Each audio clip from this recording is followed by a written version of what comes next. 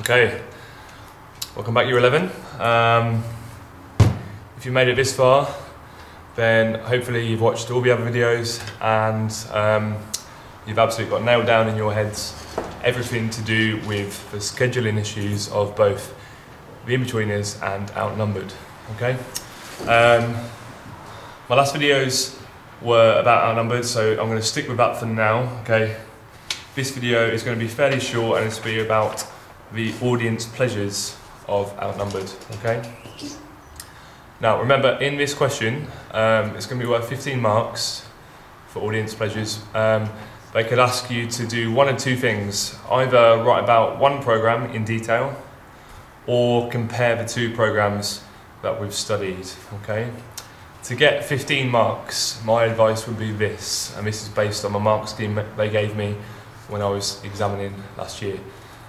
If they ask you to write about just one program, okay, I would suggest that you include 3 audience pleasures with examples to get 15 marks. If they ask you to compare the two, then I think you would probably be alright to get 15 marks by mentioning 2 pleasures for each program. Okay, so that's the kind of thing you're aiming for. Obviously, if you're just talking about one, then you need to write in a bit more depth and a bit more detail. Okay, right, Outnumbered audience pleasures. Here we go. These are the 3 that I'm going to give you to write about. There are more, but these are the 3 that I think will offer you the best chance of getting a good answer. Okay. Number 1, we have Schadenfreude. Okay, bit of a horrible word, German sounding word, or is German. Okay, and what that word means is laughing at someone else's pain or misfortune. Okay, we all do it, all happens. Okay, when you're doing it, it's called Schadenfreude.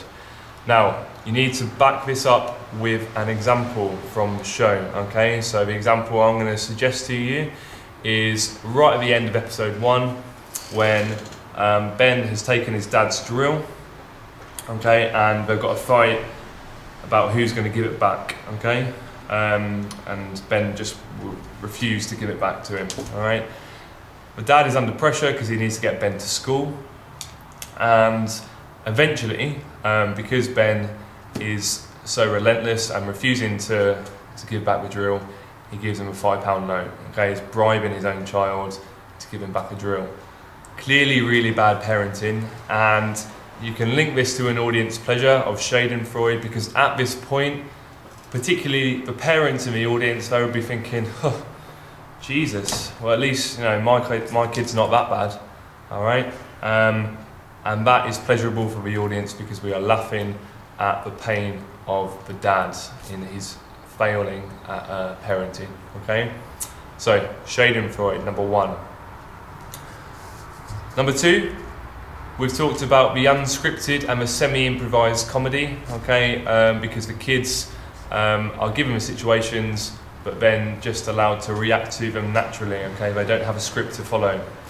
Now, it's difficult to give a specific example for that, just because we don't know exactly what they're being told to say and not.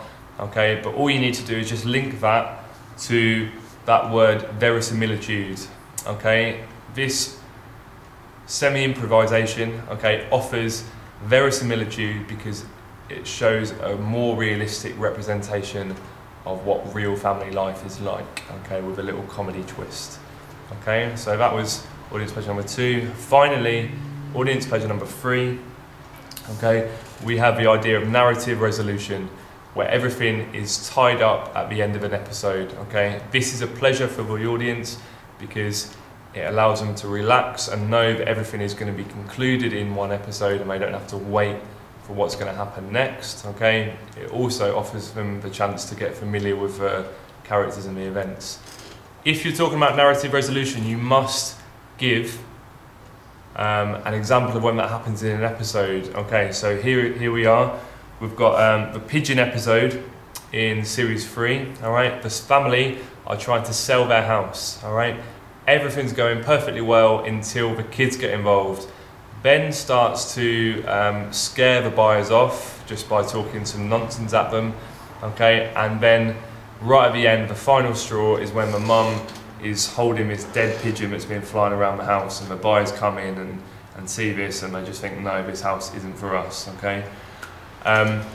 Finally, the episode is resolved and concluded by the family not selling the house. They stay where they are, and you've got this idea of equilibrium where things are equal, and normality, okay? Normality is restored again, all right? And the family continues their normal life in the house where they were at the start of the episode, okay?